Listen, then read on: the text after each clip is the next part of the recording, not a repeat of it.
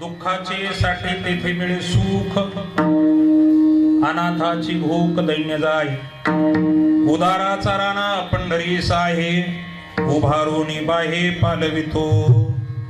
जाणतिया हुनी नेनत्याची गोडी, आलिंगी आवडी करुनिया. उदाराचा राणा पंढरीस आहे, उभारोनी बाहे पालवितो. प्रेम देव शीन घेऊन या प्रेम देतो साठी, न विचारी तुटे लाभ काही. उदाराचा राणा पंढरीस आहे, उभारोनी पाहे पालवितो.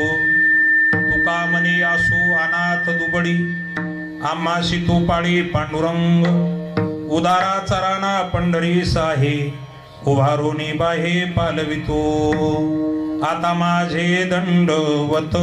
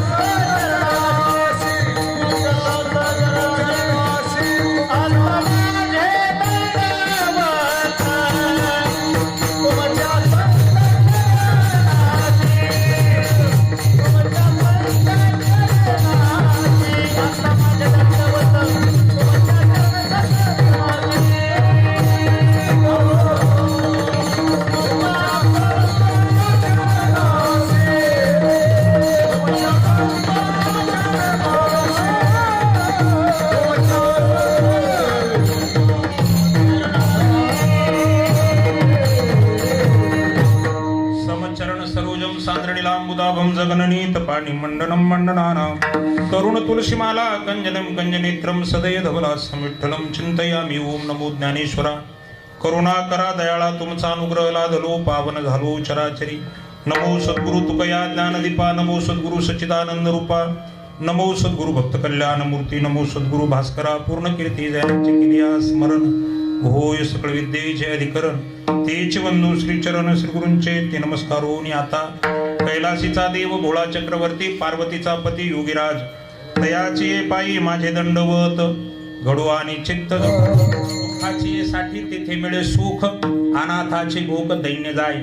उदाराचा राणा पंढरीस आहे, उभारोनी बाहे पालवितो. अभंग 5 कडव्याचा आहे. जगद्गुरु तुकोबराय या अभंगातून भगवंताच्या दरबारातला व्यवहार कसा आहे तो या ठिकाणी तुम्हाला सांगतात. मी विषय मांडत होतो तुमच्या पुढं. या कोरोनामध्ये या ठिकाणी हा सप्ताह चालला असेल तर याला एकमेव सगळं श्रेय महाराज गावकऱ्याला जाते. मी म्हणत असतो, बिघडलेल्या वातावरणात कारभारी चांगली असली तर कसं सुरळीत चालत असते याच्याकरता मी नेहमी उदाहरण सांगत असतो.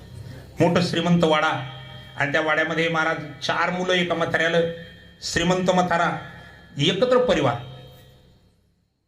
मोठी घरं आणि एकत्र पाहण्याकरता या ठिकाणी मिळत नाही महाराज. आता शास्त्र असं म्हणते की प्रत्येक मंदिरामध्ये मूर्ती असावी म्हणजे ते मंदिर शोभनीय असते महाराज. मंदिर केवढंही बांधलेलं असेल तिथे जर मूर्ती नसेल तर ते मंदिर शोभनीय नाही.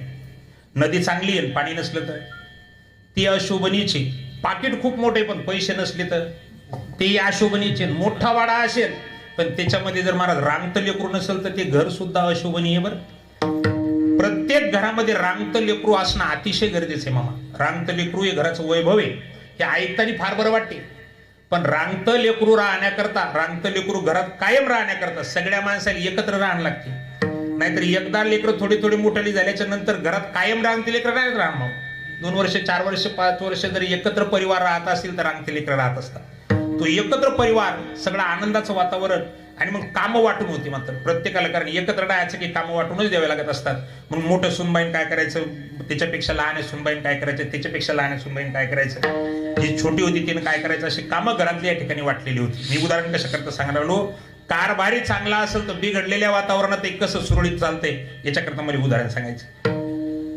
झाला असं, प्रत्येकाकडे काम वाटलेलं असल्यामुळे मोठ्या सुनबाईकडे फक्त एकच काम की घरातला पूर्ण स्वयंपाक मोठ्या सुनबाईन करायचा, चपात्या लाटायच्या.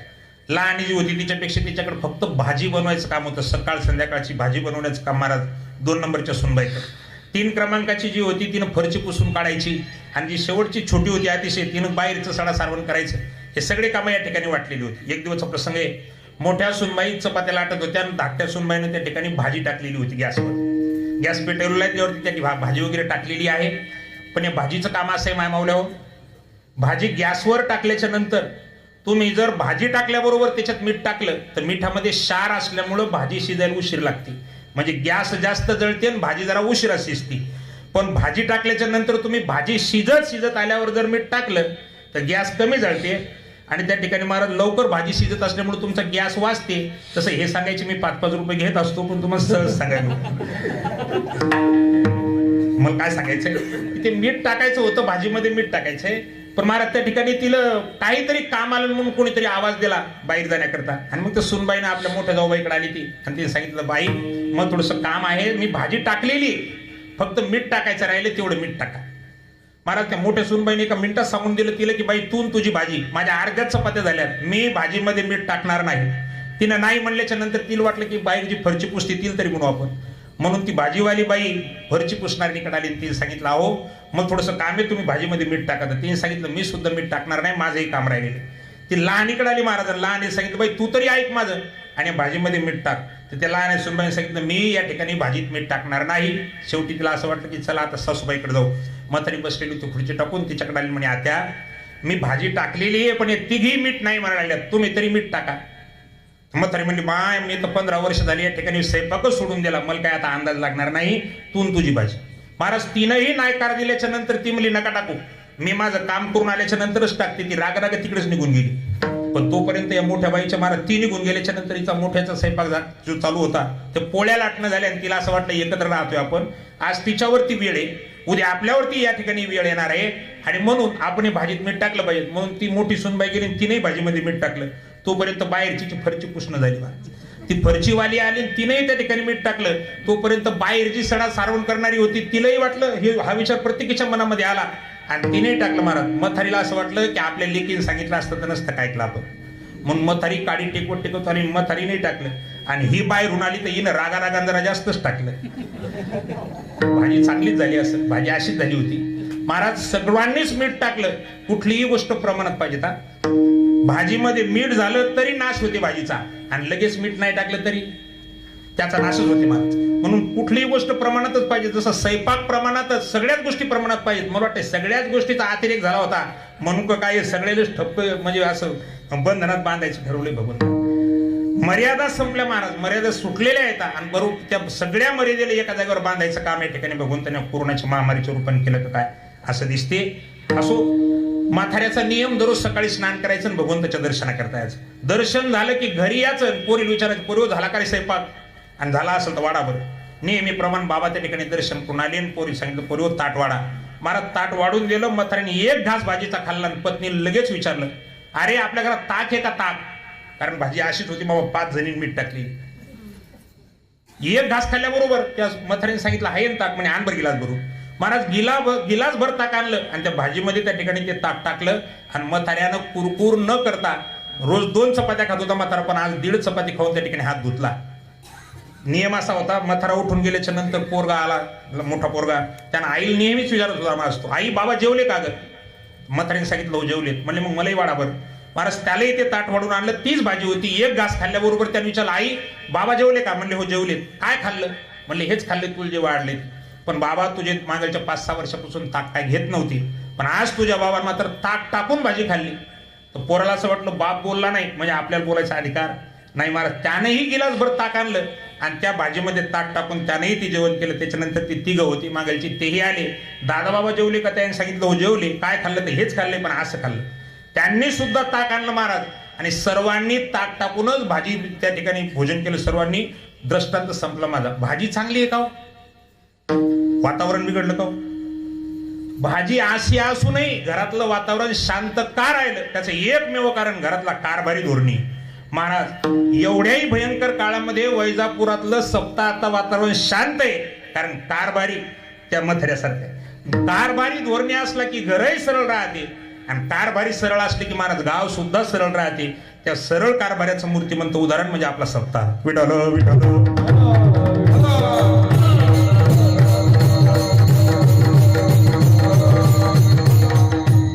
अविरतपणाने या ठिकाणी जी परमार्थाची साधना करावी, शेवटच्या श्वासापर्यंत तुम्ही आम्ही साधना करावी. मला ती साधना तुम्ही चालू ठेवली म्हणून तुम्हाला सर्वांना या ठिकाणी धन्यवाद दिला.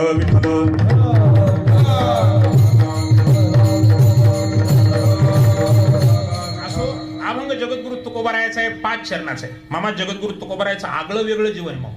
महाराजाचं एक प्रमाणे बाबा आता तुमच्या पुढं काय मला गाता येणार नाही. मी नेहमी म्हणत असतो पहा की कीर्तनकार बेसुरी आसूर नाही.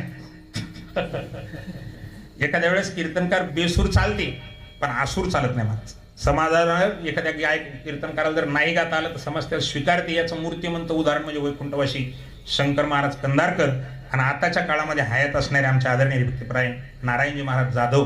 हे 2 वक्ते असे आहेत महाराज की कागदच महाराज लोकांची मला वाटतं गायकाच्या हातात देतात की आजच्या कीर्तनाचा हा अभंग हाय पुरव तुम्हीच म्हणा. म्हणजे ही तयारी गुरुजीची नाही का. आपण सर्वजण महाराज नारायण महाराजांना बघितलंय आळंदीमध्ये. मला वाटते तुम्ही त्याला अतिशय जवळून पाहिजे. म्हणजे साक्षात जो अभंग कीर्तना करता घेतला तो अभंगच भजनी मंडळीच्या हातात देऊन टाकायचा. आणि आजच्या चिंतनाचा या ठिकाणी अभंग हाय असं म्हणून त्या ठिकाणी महाराज तो भजनायलाच म्हणायचं. त्याची चालही भजनायला म्हणायची. पण ज्यावेळेस बोलायला सुरुवात करतात महाराज त्यावेळेस मात्र नुसतं ऐकत राहावं असंच त्या ठिकाणी वाटते. तसं आपल्याकडे काही ते नाही पण स्वर नाही हे मला या ठिकाणी सांगायचं. महाराजाच्या जीवनाकडे पाहिल्याच्या नंतर नाटाच्या अभंगामध्ये तुकोबाराय म्हणतात आमच्या जीवनात दुःखाचा लेश नाही. महाराज तुमच्या माझ्या जीवनामध्ये आनंदाची छटापुट स्वप्नात आली तर आली नाही तर आपल्या जीवनात आनंद नावाची वस्तूच नाही. दुःख कैसे ते नाही स्वप्नाशी भुक्ती मुक्ती झाल्या कामारी ते दाशी त्याची वर्मत्व आम्हापाशी म्हणून सुखी राहिलाशी प्रेमाची. जगद्गुरु तुकोबाराच्या जीवनात सुख किती आनंद किती महाराज. महाराजांना स्वतःचा आनंद सांगत असताना आज सांगितलाय अवघा झाला आनंद. म्हणजे थोडासा आनंद आहे असं नाही.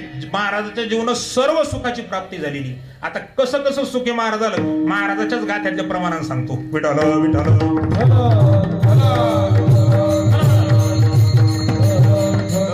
मामा तुम्हा आम्हाला झोपण्याकरता शेज असते. आपल्याला शेज गादी म्हणतो आपण. ही आपल्याला शेज कशाची येऊ. कोणाला त्या ठिकाणी महाराज गादी असेल कोणाला घोंगडी असेल कोणाला 15 किलोची गादी असेल. याच्यापेक्षा दुसरी काही मला वाटते शेज आपल्याकरता नसेल. एखादा लय श्रीमंत असला तर त्याची गादी एअर कंडिशन असते. म्हणजे हिवाळा आला तर त्या ठिकाणी गादी गरम होत असेल आणि जर त्या ठिकाणी उन्हाळा असला तर गादी थंडी पडत असेल. तुकोबाराय विचारलं तुकोबाराय तुम्ही झोपता कशावर नेमकी शेज कशाची. महाराज म्हणतात आमचं झोपणं शेजेवर आहे पण सुखाच्या. सुखाचे शेजारी पवडईन तुका म्हणे आता नैवृत्तीवरी आणि सुखाचे शेजारी पवडीन. म्हणजे महाराजाची शेज ती सुखाची. ऐका सुखाची. मामा बऱ्याच वेळा शेज सुखाची असते पण झोप सुखाची नसती. 15 किलोची गादी शेज सुखाची पण त्याच्यावर झोप सुखाची असेल याची गॅरंटी आहे का. महाराजाला असं विचारू महाराज ठीक आहे तुमची शेज कळाली आम्हाला सुखाची आहे पण त्याच्यावरची झोप. महाराज म्हणतात आमची झोप सुद्धा सुखाचीच आहे. सहज मी आंधळा गा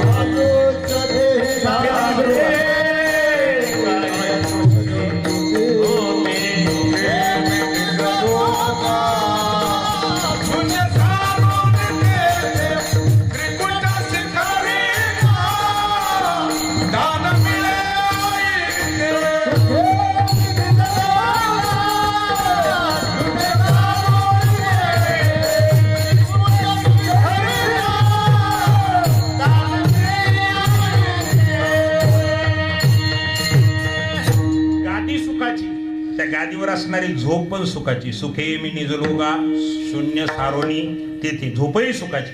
महाराज सकाळी उठल्यावर आंघोळ करत असाल. तुकाराम महाराज आंघोळ करत होते रोज.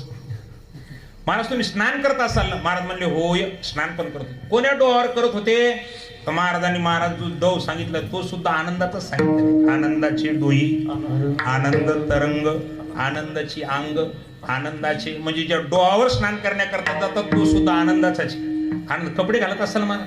महाराज म्हणले होय, कपडे सुद्धा घालत होतो. कशाचे घालता? महाराज कपडे सांगतात सर्व सुख ल्यालो, सर्व सुख ल्यालो, सर्व अलंकार, सर्व सुख ल्यालो, सर्व अलंकार, सर्व सुख ल्यालो, सर्व अलंकार, सर्व सुख ल्यालो,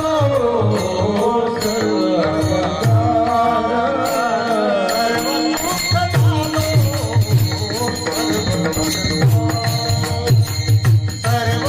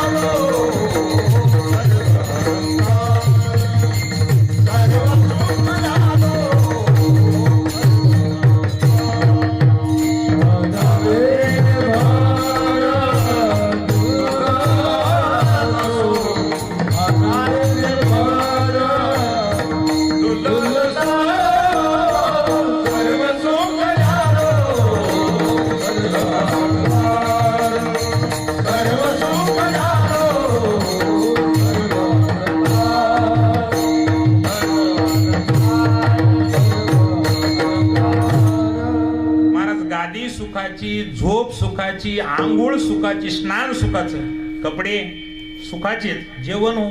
महाराज म्हणतात जेवणात सुद्धा आनंदाचे. तुका म्हणे खातो आनंदाचे लाडू, घ्या रे चरपडू नका तुम्ही, म्हणजे जेवणही आनंदाचं. आणि शेवटी तुकोबरा म्हणतात ढेकर सुद्धा आनंदाचाच. विठ्ठल विठ्ठल.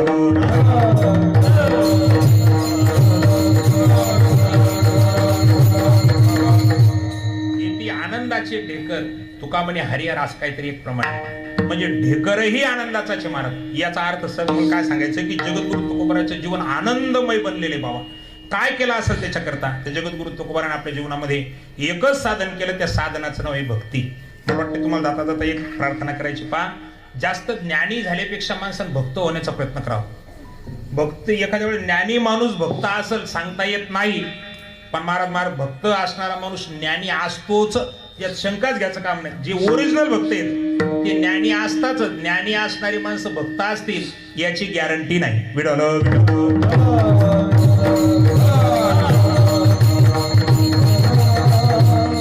भांडणं लागले एक दिवस, ज्ञानाचं आणि भक्तच. ज्ञानी म्हणत होता मी मोठा आणि भक्त म्हणत होता महाराज मी मोठा. कोण मोठं? आता जे मोठ्याच भांडण असल्यामुळे मोठ्याकडे सोडवण्याकरता गेले, भगवंताकडे आले आणि भगवंताला सांगितलं देवा वाद असा आहे की मला असं वाटतं मी मोठा आहे आणि महाराज हे म्हणतात की मी मोठा आहे. आमच्या दोघांपैकी मोठं कोण? भगवंताने सांगितलं तर निर्णय तुम्ही करा. दोघांनाही पुढे बसवलं, सांगितलं भगवंतानं आणि देवान बोलायला सुरुवात केली. म्हणले खरं सांगू का, ज्ञानी माझा आत्मा आहे. भगवंताच्या मुखातून हे शब्द बाहेर पडल्याबरोबर ज्ञानी माझा आत्मा आहे हा शब्द ऐकल्याबरोबर जो भक्त होता महाराज त्यानं प्रणाम केला भगवंताला आणि लगे उठला. कारण आत्म्यापेक्षा जगात माणसाला कुठलीच वस्तू प्रिय नसती. ज्ञानी जर आत्मा आहे तर याचा अर्थ परमात्म्याला सर्व स्वप्रिय महाराज तो आता. म्हणजे आपल्या या ठिकाणी काहीच लायकी नाही म्हणून भक्तांना नमस्कार केला आणि भक्त जाण्याकरता निघला त्यावेळेस भगवंतांनी सांगितलं थांबा थांबा, जाऊ नका, गडबड नका करू, बसा 2 मिनिटं. भगवंतांनी सांगितलं तेव्हा आता राहिलं काय? तुम्ही जर ते तुमचा आत्मा ठरवला असेल तर आम्ही आता तुमच्या कुठल्याच कळमध्ये या ठिकाणी कुठल्याच तोडीमध्ये बसत नाही. आम्हाला तर तुम्ही सुट्टी द्या, येऊ द्या आता आम्हाला. भगवंतांनी सांगितलं बसा, मी काय म्हणतो ते सगळं माझं बोलणं तर ऐका. आणि मग भगवंतांनी बोलायला सुरुवात केली. महाराज ज्ञानी माझा आत्मा आहे पण भक्त माझा परमात्मा आहे. महाराज ज्ञानी माझा आत्मा आहे पण भक्त माझा परमात्मा आहे. देवालाही जायची सेवा करायची इच्छा होती, त्याचं नाव भक्त आहे. आणि म्हणून जगद्गुरु तुकोबाराय अशा मूर्तिमंत भक्तातले अग्रगणी भक्त आहेत महाराज. जगद्गुरु तुकोबाराने आपल्या जीवनात पारमार्थिक भक्तीची साधना करून ती उंची, ती टोक, आनंदाचं टोक या ठिकाणी गाठलेला आहे. तुम्हा आम्हालाही त्या दिशेने घेऊन जाण्याचा तुकोबारायचा अट्टाहासी प्रयत्न आहे महाराज. त्याच्याकरता त्याची निर्मिती आहे. आणि म्हणून जगद्गुरु तुकोबारायकडे काही साधक मंडळी आली आणि त्यांनी सांगितलं भगवंताच्या संबंधाने तुम्ही आम्हाला सांगा. परमार्थ करणाऱ्या माणसाला 2 गोष्टी कळायला पाहिजेत बरं बाबा. काय काय कळायला पाहिजे? परमार्थ करणाऱ्या माणसाला साधूही कळायला पाहिजेत आणि परमार्थ करणाऱ्या माणसाला महाराज ज्या देवतेच्या तुम्ही आम्ही उपासना करायला लागलो ती दैवता सुद्धा कळाली पाहिजेत. कळून उपासना करणं वेगळं आणि येडेपणात उपासना करणं वेगळं. विठ्ठल विठ्ठल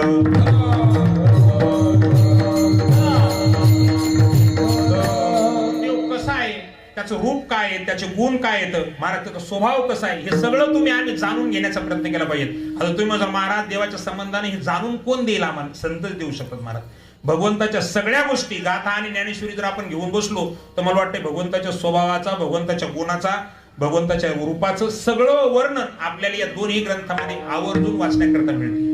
भगवंताचं रूपही सांगितलेले साधू संतांनी आणि भगवंताचे गुण सांगता सांगता भगवंताचा स्वभाव सुद्धा सांगितलेला महाराज.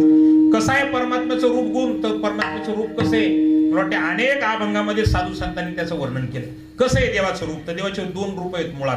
एक सगुण साकार आणि एक निर्गुण निराकार. अव्यक्त निराकार नाहीजा आकार असे एक रूप आहे आणि एक रूप सगुण साकार झालेला. आता जे सध्या पांडुरंग परमात्म्याचं जे तुकोबारायण अभंगाचे म्हणजे आपण जे दररोज अभंग म्हणतो, सुंदरती ध्यान उभी विटीवरी करकटावरी ठेवून, हेही परमात्म्याचं रूपच आहे. आणि मला वाटतं सगुण साकार रूपाचं वर्णन आहे, परमात्म्याच्या रूपाचं वर्णन आहे महाराज. आणि परमात्म्याचं जे मूळ रूप आहे त्याचंही वर्णन साधू संतांनी ग्रंथामध्ये केलेलं. देवाचं मूळ रूप कसं आहे? कोण पाहिलंय? ज्या पाहिलंय ते विचारू. आपण ज्ञानोबारायण प्रत्यक्ष परमात्म्याला पाहिलेले, आपण ज्ञानोबारायलाच विचारू, माऊली आम्हाला तुम्ही जो परमात्मा पाहिला तो सांगा बरं कसा आहे. त्यावेळेस त्या परमात्म्याच्या रूपाचं वर्णन करत असताना माऊली म्हणतात सत्य ज्ञानानंत गगनाचे सत्य ज्ञानानंत गगनाचे प्राण, सत्य ज्ञानानंत गगनाचे प्राण,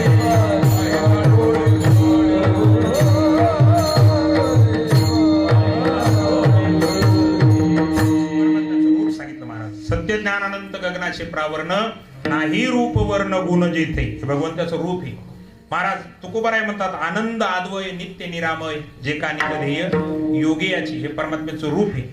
त्याचा गुण त्याचे अनंत गुण आहेत. अनंत म्हणते माझे या स्वामी ते अनंत गुण त्या ते म्हणून या. ज्ञानोबारायन त्यातल्या 6 गुणाचं यथासांग वर्णन केलेले. ऐका यश श्री औदार्य ज्ञान वैराग्य ऐश्वर्य हे 6 मुख्य गुण आहेत. पण भगवंताकडे अनेक गुण आहेत. चांगलं नाचता येते देवा चांगलं वाजवता येते. काय गुणचे महाराज? वाजवणे गुणचे, गाणेही गुणचे. परमात्मा चांगलं गायन करू शकतात, परमात्मा चांगलं नाचू शकतात, परमात्मा चांगलं वाजवू शकतात. अशा हजारो गुण भगवंताकडे त्या ठिकाणी येतात. काशीखंड नावाच्या ग्रंथामध्ये महादेवाच्या गुणाचं वर्णन केलेलं महाराज. चांगले नाचणारे भगवंत शंकर. भगवंत शंकराच्या मला वाटते नृत्याचं नाव आपल्या जग प्रसिद्ध आहे. भगवंत शंकर जो डान्स करतात त्या डान्सचं नाव काय? हा तांडव. मला वाटतं डीजेवर नसतात तीच नाही ना? खरं आहे तुमचं.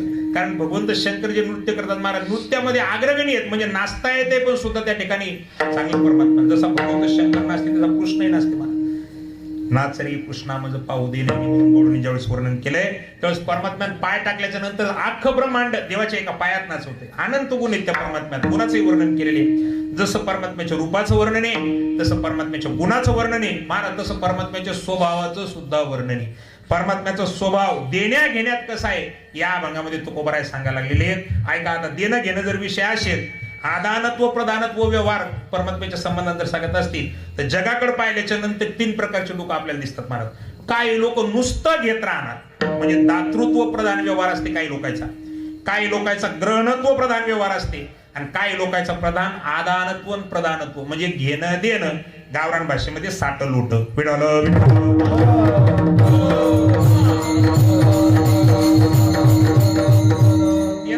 पहिला घटक आहे महाराज. दातृत्व प्रधान व्यवहार आहे म्हणजे केवळ देणंच जाणतात असे जगामध्ये 7 घटक आहेत. केवळ देणंच जाणतात, त्याला फक्त एकच माहिती आहे द्यावं कसं. घेणं ते त्याच्या मार्ग कुठं त्याच्याकडे पाहिल्याच्या नंतर या 7 घटक जगात असे आहेत की घेणं माहित नाही, ते फक्त देणंच माहिती. ते कोण कोण आहे असो तर ग्रंथामध्ये त्या 7ही लोकांचं वर्णन आहे. त्यातलं पहिलं आहे सूर्य, दुसरा आहे चंद्र, तिसरा आहे मेघ. 3 राहतात आकाशात आणि 4 राहतात जमिनीवर. त्यातले 3 घटक आकाशात राहतात. सूर्य आकाशातच राहते, चंद्र आकाशातही राहते, मेघ आकाशातच राहते, गाय, सज्जन, नदी महाराज आणि पर्वत ही मंडळी या ठिकाणी कायम स्वरूपी तुम्ही आम्हाला या ठिकाणी देत राहतात. वृक्ष, वृक्ष पर्वत नाही, वृक्ष, नदी, गावाचे सज्जन हे लोक तुम्ही आम्हाला या ठिकाणी कायम स्वरूपी देत राहतात. त्यातला पहिला घटक आहे देणाऱ्यामध्ये पहिला क्रमांक सूर्याचा आहे. काय देते हो सूर्य? ज्ञानोबा सूर्य काय देते हे सांगत असताना असं म्हणतात, जगा राणी व दे प्रकाशाची. हे प्रकाशाचं सर्वच्या सर्व साम्राज्य ज्यानं निर्माण केलं त्या घटकाचं नाव आहे सूर्यनारायण महाराज. प्रकाश देण्याचं कार्य केवळ एकटा भगवंत सूर्यनारायण करते. किती आघात प्रकाश देते हो, पुन्हा बिल न पाठवता देते.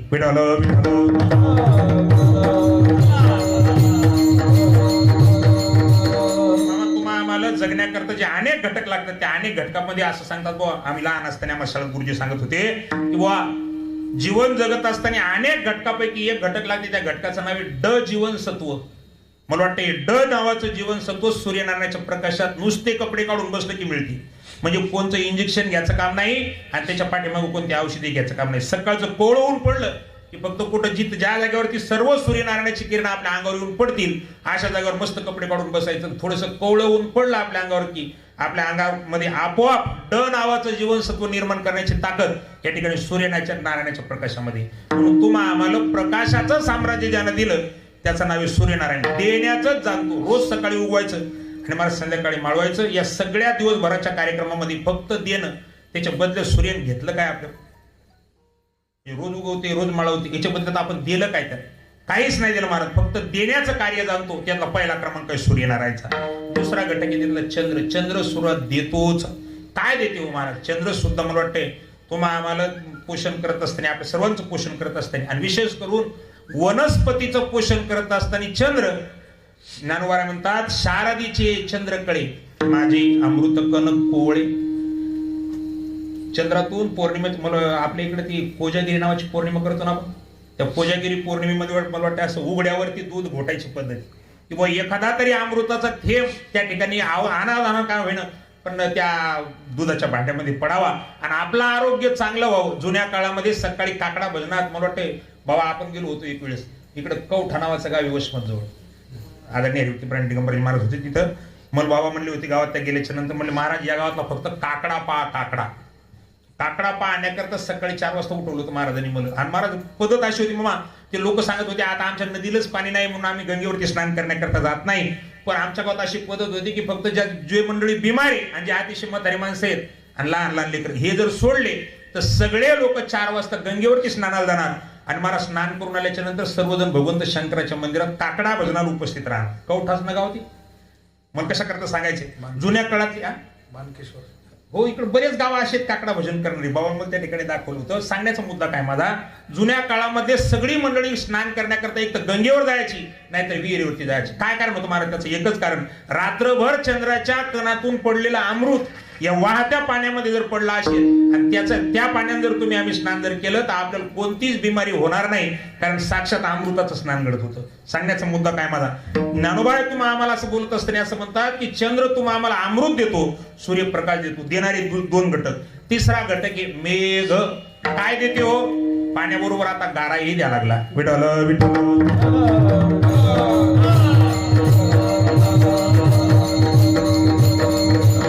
नाही विचारित मेघ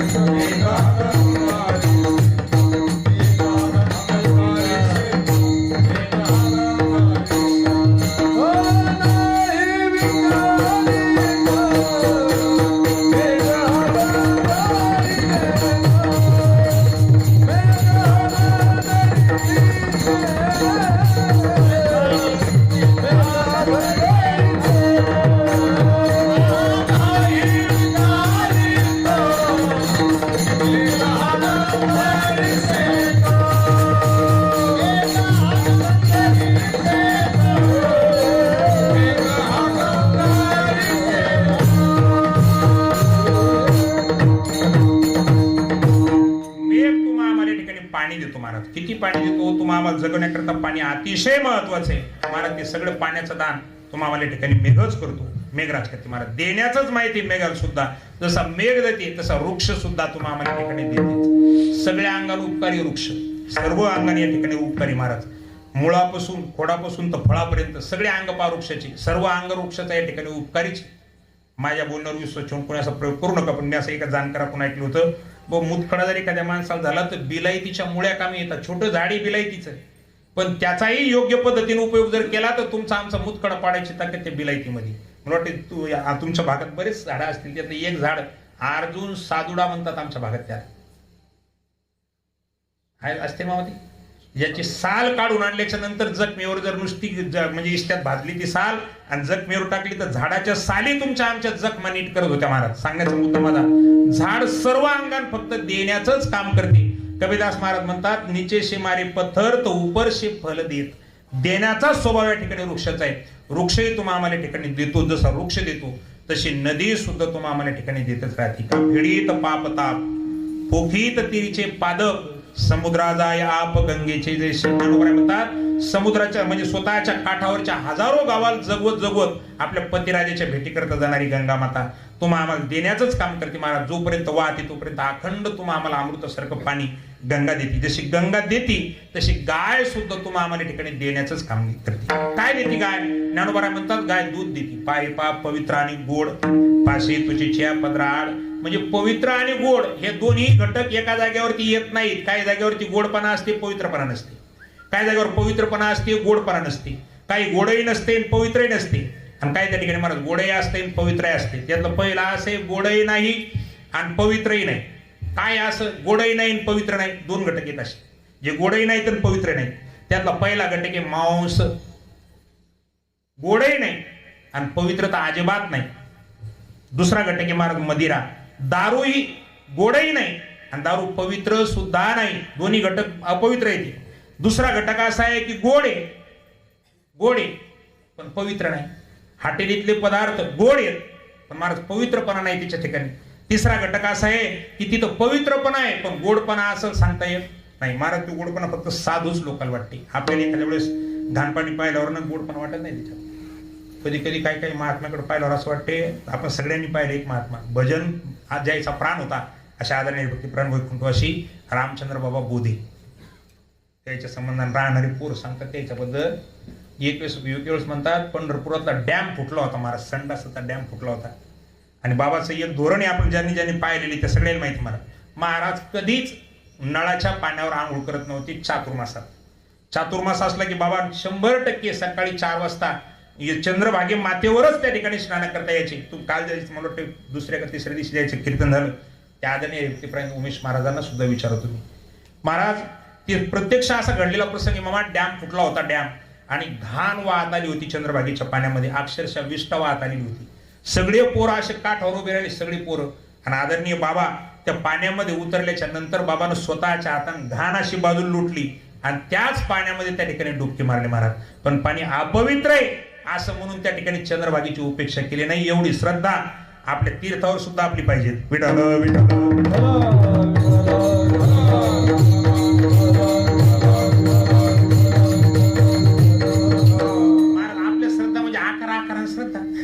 आपलं लयच अवघड काम आहे. आपण परमार्थात आहे पण श्रद्धेत महाराज बरंच कमी पण आहे आपल्यामध्ये. बऱ्याच वेळा जर घाण पाणी दिसलं तर मारुत मध्ये जाऊ द्या ना, पुढच्या वर्षान पाहू, पुढच्या वेळेस ना आल्याच्या नंतर पाहू, म्हणजे कंटाळा करू शकतो. पण बोधेबाबा स्वतःच्या हाताने त्या ठिकाणी घाण लुटून त्याच पाण्यामध्ये चंद्रभागेच्या पाण्यामध्ये त्या ठिकाणी स्नान केलं महाराज. सांगण्याचा मुद्दा माझा, एखाद्या वेळेस असं पाणी आपल्याला गोड लागणार नाही पण महाराज गंगेचं पाणी 100% या ठिकाणी पवित्र आहे. आणि गायीच्या दुधाकडे जर पाहिलं तर गायीचं दूध पवित्रही आहे आणि त्या ठिकाणी गोड सुद्धा आहे. ती गाय तुम्हाला आम्हाला या ठिकाणी किती दूध देते हो, म्हणजे वासरापुरतं देते असं नाही तर तिच्या वासरा करताही देते. आणि महाराज तुमच्या माझ्या लेकरा करता सुद्धा ती देण्याचंच काम करते गोमाता. आणि शेवटचा घटक आहे सज्जन सुद्धा तुम्हाला आम्हाला या ठिकाणी देण्याचंच काम करतात. घातला दुकान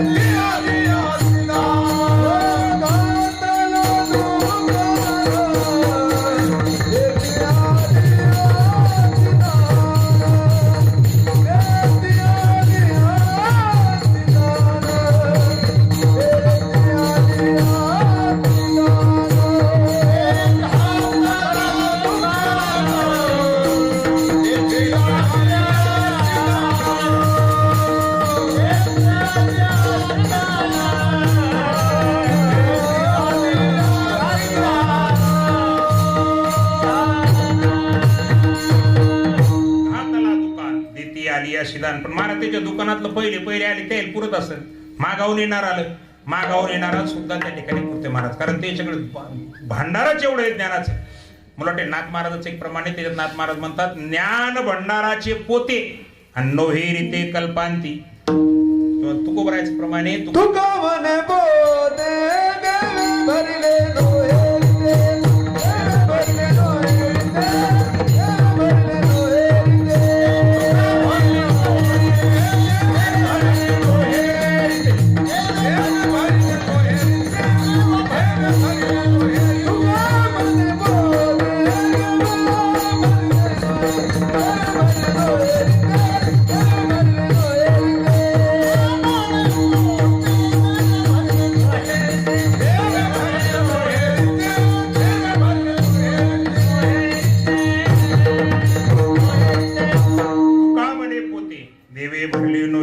ज्ञान दान करण्याचं काम संत करत. मामा हे झाली देणारी घटक. 7 लोक देतात, असे काही घटक नुसतं हे जसं 7 लोक देतात तसे काही घटक आहे नुसतं घेतात. ते देणं जाणतच नाही, घेणंच माहित असते. त्याच्यात कोण येतो आशे पण 5-7 येतो. मला जेवढे आठवत तेवढे सांगतो. त्यातलं पहिलं माशी जिथं बसल तिथं घेतच राहते. मावशाही आशाच्यात काही म्हणजे माशाही घेतातच, मावशा सुद्धा घेतात. मला वाटतं ह्या मावशा दिंडीत बऱ्याच वेळा पाहण्याकरता भेटतात आपल्याला. किती घेतील बिचाऱ्या, तिथं पंढरपूरच्या वाटत पाहिल्याच्या नंतर कळतं मला. मच्छर घेण्याचंच काम करतो, माशी घेण्याचं काम करते, तसा मच्छर सुद्धा घेण्याचं काम करते. मला वाटतं मच्छर जर आपल्या अंगावर बसला तर बिगर चावता उठतच नाही महाराज. काही मच्छर शरीराला चावतात आणि काही मच्छर असे गावाला चावतात, काही मच्छर असे ते देशाला चावतात. म्हणजे माणसालाही चावणारी मच्छर येतं, गावालाही चावणारी मच्छर येतं आणि महाराज देशाला चावणारी सुद्धा मच्छर येतं. घेण्याचंच काम करतात ती. आकडे ऐकल्याच्या नंतर आटे किती माणसाला एवढे आकडे आहेत महाराज. 100 कोटी लाखो कोटी, म्हणजे किती कोटीचा घोळ तो कोट्यानंच घोळीत महाराज मंडळीचे. हे देशाला लागलेले मच्छर आहेत. तुम्हाला आम्हाला या ठिकाणी अंगावर जे मच्छर बसतात ते तुमचं माझं रक्त शोषतात. पण हे माणसं महाराज पूर्ण जग म्हणजे पूर्ण भारताचं. कधी कधी याचा खेद वाटते, इंग्रजाचा काळ चांगला होता का आताच्या सरकारचा.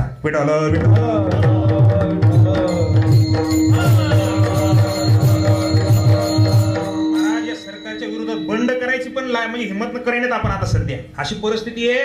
परवाच्या दिवशी मला वाटतं 23 मार्च होता आणि 3 वीर त्या दिवशी आपल्या देशाकरता शहीद झाले होते. राजगुरू, भगतसिंग आणि सुखदेव असे 3 माणसं मला वाटते कालच्या 23 तारखेला वय जायचं 22 वर्ष होते. असे भगतसिंग जेव्हा जेलामध्ये होते महाराज त्यावेळेस त्याची आई ते भेटण्याकरता आली होती शेवटच्या क्षणाला. 2-3 दिवसावरती फाशी येऊन ठेपली होती. ज्याची फाशी असती त्याला शेवटच्या इच्छा विचारत असतात.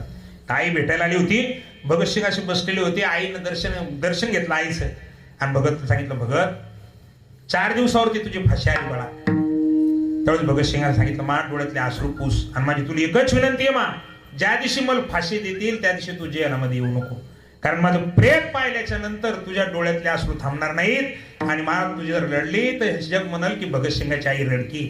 आई तुझ्या डोळ्यामध्ये या ठिकाणी मला अश्रू पाहायचे नाहीत. माझी आई रडणारी हे मला या ठिकाणी ऐकायचं नाही. महाराज यामुळे हे वाचलं की सोपं वाटतं. इंग्रजाच्या काळात बंड करणं जेवढं सोपं होतं त्या काळात महाराज त्याच्यापेक्षा अवघड झालं या सरकारच्या विरोधात बोलून. काय कोणतीकडे धोरणं चालली काही कळेय ना. मला वाटतं आता सगळ्याच्या व्हॉट्सअपवर एक मेसेज आला की 29 तारखेला बंडाचा त्या देऊमध्ये प्रवेश करणार. आपण वाचलं पण मोरे परिवारानं पाठवलेलं पत्र वाचलं का आपण? कारण देवकरांनी लगेच पत्र दिलं की 50 लोकांचाच आम्हाला या ठिकाणी बीज साजरी करायची, हजारोच्या संख्येने याचं नाही. म्हणजे आपल्यात आपलेच मिळ नाही. महाराज जर या ठिकाणी संप्रदायात एवढा छेद गेलेला असेल तर आपल्याला पुत्र किंमत देणार नाही. महाराज एक वाक्य सांगतो जाता जाता ऐका. समाज जर संघटित असेल तरच किंमत राहते. वारकऱ्यात लयच आता या मधातल्या लॉकडाऊनच्या काळात कोणी अध्यक्ष झाले म्हणजे ज्याला शेंबुडही पुसता येत नाही अशी मंडळी जर अध्यक्ष झाली तर कवा येईन क्रांत्या करायच्या महाराज. म्हणून त्या अध्यक्षाबद्दल त्याच्याबद्दल खेद नाही काय, पण याच मंडळीनं अशा काळामध्ये एखादं पत्र किंवा एखादा असं भडक लिखाण सरकारच्या विरोधात कोण केलं दाखवावर. एखाद्या व्हॉट्सअपवर आला का तुमच्या? महाराज ही जबाबदारी कोणाची? ही जबाबदारी कीर्तनकार मंडळीची. जे एका कीर्तनाचे 15-15, 20-20, 30-30 हजार रुपये घेतात त्याचे एखादं वाक्य दाखवा ना. म्हणजे ते पैसे घेतात म्हणून घेत नाही, पण ज्यावेळेस संप्रदायावरती संकट येते त्यावेळेस बोलणं यायचं कर्तव्य. पण बोललो तर तारखी पोटापाण्याचा प्रश्न येते महाराज. आडवं पोट आडवं येते आणि कोणाचं कशात भरल काही सांगता येत नाही. आमच्या निळवाऱ्यासारख्याला विचारलं, महाराज किती जमीन आहे? आमच्या निळवारा एक दिवस म्हणले, महाराज 3 पोटापुरती आहे. मी म्हणलं पोटापुरती म्हणजे किती? आता मित्रच असल्यामुळे निळोबाराने सांगितलं आम्हाला, महाराज 3 एकर आहे. किती आहे? तर त्याला विचारलं होतं पोटापुरती आहे. त्याने सांगितलं महाराज 3 एकर आहे. महाराज दुसऱ्याकडे गेलो मी त्याला विचारलं किती जमीन आहे? तर ते म्हणजे महाराज पोटापुरतीची. मी म्हणलं पोटापुरती म्हणजे किती आहे? ते म्हणजे 10 एकर आहे. म्हणजे यायचं पोट यायच्या पेक्षा 3 पटीने मोठं झालं ना. काय असं विचारलं की तुमच्याकडे जमीन किती आहे? तर ते म्हणतात आमच्याकडे पोटापुरतीचे, पण मग तुमच्याकडे नेमकी किती आहे? त्याने सांगितलं 100 एकर आहे. याचं किती पटीने मोठं झालं? महाराज मला काय सांगायचंय की या नुसत्या पोटाला पुढं करू या ठिकाणी तुम्ही आम्ही कोणी जर आपण संघटित नाही राहिलो महाराज तर आपलं पतन व्हायला उशीर लागणार नाही. तुम्हाला किंमत असं वाटते का तुम्हाला की बुवा हे लय परमार्थ करायला म्हणून किंमत आहे आपल्या? तुम्ही कीर्तन करायला लागले म्हणून त्याच्या पोळ्या भाजा लागल्या आणि तुम्हाला असं वाटते ते याच्या विरोधात बोललो. या म्हणजे असं वाटते महाराज की आपण जर याच्या विरोधात बोललो तर या ठिकाणी 100% आपले कार्यक्रम बंद होतील. पण तुमचं मला एक सांगायचं तुम्हाला जाता जाता, परमार्थ करणाऱ्या माणसाचा गाथ्यावर ज्ञानेश्वर 100% विश्वास नाही. 100% सांगतो विश्वास नाही. कशाहून? आपलं असं वाटतंय की हे झालं तरच आपलं पोट भरते. हे जर बंद असलं तर आपलं पोट भरत नाही. याचा अर्थ आपण आपल्या हाताने या प्रमाणात तिलांजली द्यायला महाराज. एखाद्यावर 1 वर्षभर तर विश्वास ठेवून पहा, मागच्या 8 महिन्यामध्ये तर विश्वास ठेवून पहा की खरंच तुकोबाराने सांगितलेलं खोटं आहे का? खोटं नाही. आपल्या प्रारब्ध जर असेल महाराज तर कुठेही आपलं पोट भरू शकते. पण आपण पोटच एवढे केलं जरा माफी मागून वाक्य बोलतो. खरंच आपण जे करायला लागलो ते पोटा करता करायला का पेट्या करता? पोट इमानदारी भरते हो, पण आपल्याला पेट्या भरायच्यात म्हणून अडचणी येतात. विठाल विठाल.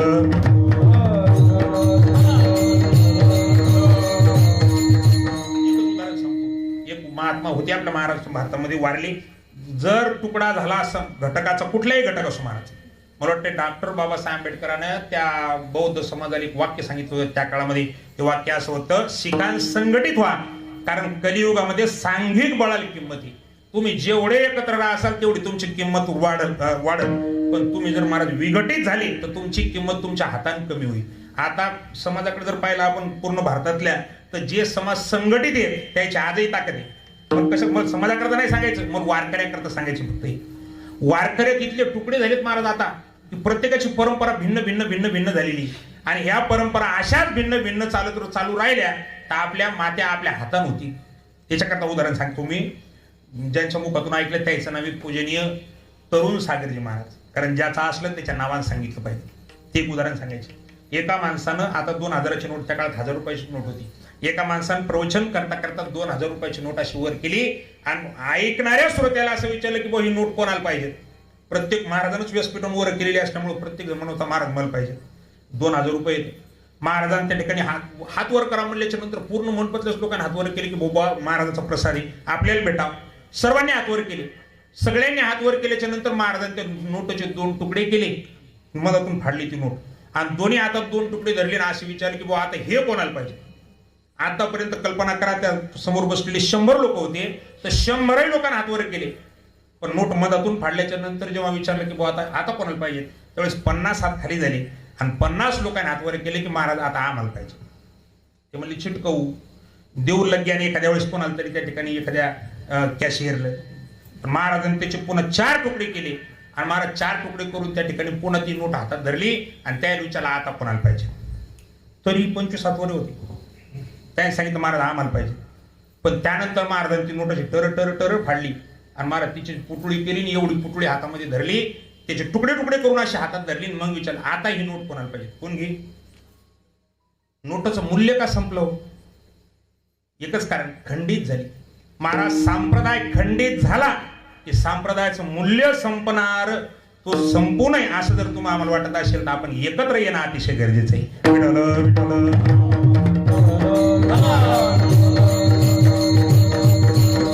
सगळे मठावाले सगळी मंडळी महाराज जी निघलेली वारकरी संप्रदायात जी भेद निघली, म्हणजे आता कोणाचे नावं घेणं व्यासपीठावरून योग्य होत नाही, नाही तर नावा सगळं सांग लागते की कोणत्या जिल्ह्यात कोण अध्यक्ष कोणाचा अध्यक्ष आहे. लयच परंपरा निघल्या. या सगळ्यांना माझी हात जोडून विनंती आहे की बाबा सर्वांनी एकत्र येणं गरजेचं आहे. जाऊ द्या आता लोकांचं. बरं आपण हिंगोली जिल्ह्यात तरी किंवा आमच्या वाशिम जिल्ह्यात कोणत्याही जिल्ह्यात पहा, या 8 महिन्यात किंवा आता हे लॉकडाऊन जेव्हा सुरू करायचं म्हणायला लागले सरकार पुन्हा, आपण कोण असं एकत्र दिंडी काढली बुवा 50 लोक घेऊन नियोजन दिले. मला असं वाटलं निळूबारायण करावं, निळूबारायला वाटते दिगंबर कोण करावं, दिगंबर बोल वाटते काशीराम बोल करावं, काशीराम बोल वाटते त्या ठिकाणी महाराज आपल्यापेक्षा मोठा कोणी असेल त्यानं करावं कोण. सगळ्यालाच जर गरज असेल या गोष्टीची, प्रत्येकाला तुम्हालाही गरज आहे मलाही गरज आहे, आणि मग जर आपल्याकरता गरज असेल तर एक दिवस तरी जरा माफी मागून पण एक वाक्य बोलतो महाराज. मी म्हणलो परवाच्या दिवशी की आपण सगळेजण संप्रदायाच्या गाईचं दूध काढायलो, पण तिला चारा कोणीच टाकायने ना. हा चारा कोण टाकायचं ते दूध सगळेच घ्यायला लागलो आपण तिचं. नुसतं दूध घेऊ नका तर कधी कधी चारा टाकायची जबाबदारी सुद्धा आपल्यावरती. महाराज एखादी तर पेंडी टाका. विठ्ठल विठ्ठल.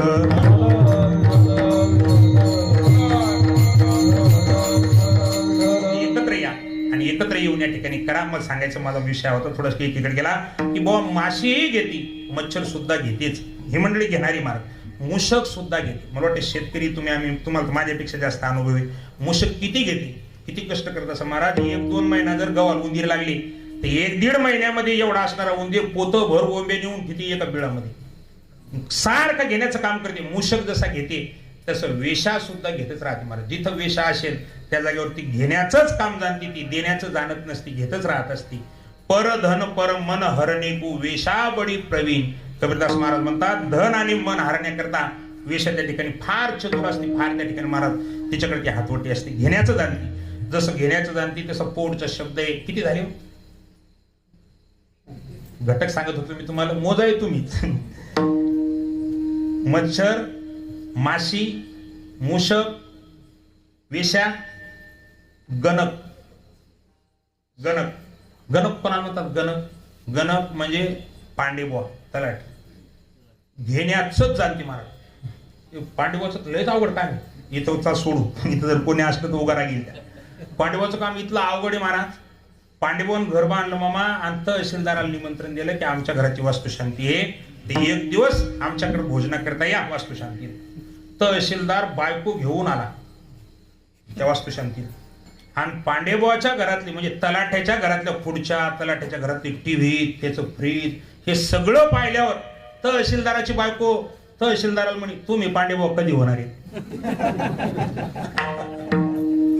तुम्ही पांडेबुवा कधी होणार आहेत? कारण इथलं घेणं असं पांडवाचं काम असं होतं की तुम्ही जर माफी मागून बोलतो मग तुम्ही याचा अनुभव आहे तुम्हाला, तुम्ही फक्त पाहत राहा, फक्त हे सगळं पहा.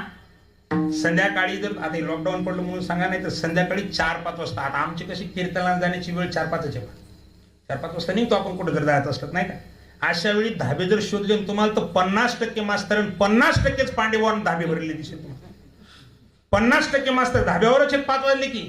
आणि महाराज 50% मंडळी या ठिकाणी या क्षेत्रात काम करणारी ही सुद्धा धाब्यावरच. 5 धाब्यावरचे 50 धाबे होण्याला कारणीभूत हीच मंडळी.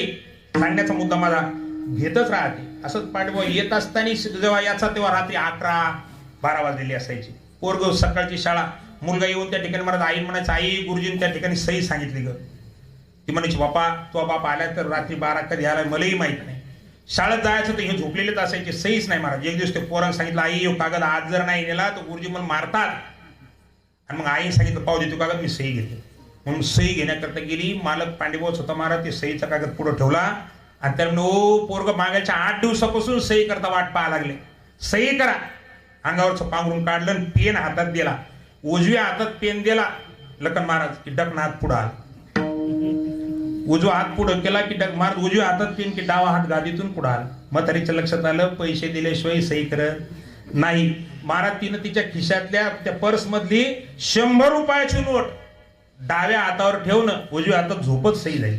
दृष्टांत संपला. फक्त घेणं जाणती, देणं जाणत नाही.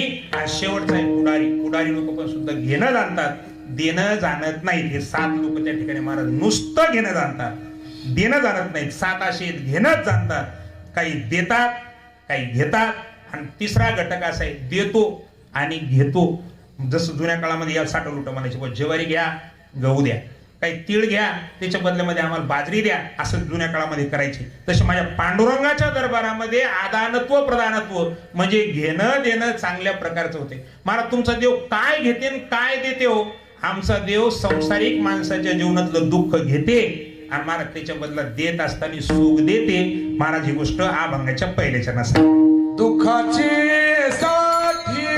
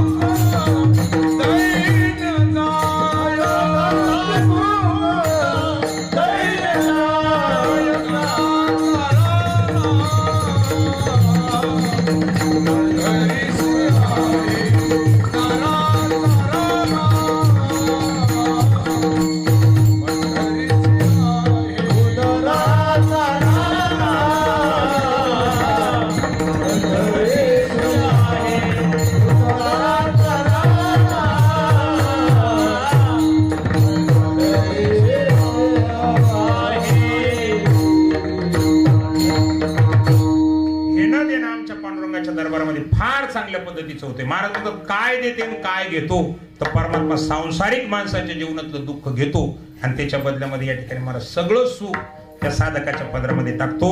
म्हणून तुकोबारे म्हणतात दुःखाची साठी तेथे मिळे सुख. काही घटक असे मामा तिथं माणसं सुख म्हणजे दुःख सोडाय जातात पण दुःख सुटत नाही, उलट तिथून दुःख घेऊन येतात. दुसरा वर्ग असा आहे की तिथं सुखच द्यायचं सुखच घ्यायचं. तिसरा वर्ग असा आहे की तिथं दुःख द्या सुख द्यायचं आणि दुःख घ्यायचं. आणि शेवटचा या अभंगात जो वर्ग सांगितलेला आहे तिथं दुःख द्यायचं आणि सुख घ्यायचं. त्यातला पहिला वर्ग असा आहे की तिथं माणसं दुःख सोडण्यासाठी जातात पण दुःख सुटत नाही, उलट तिथून दुःख वाढवून घेऊन येतात. असा वर्ग कोणता आहे हो? असा एक वर्ग आहे महाराज, जरा माफी मागून बोलतो ऐका.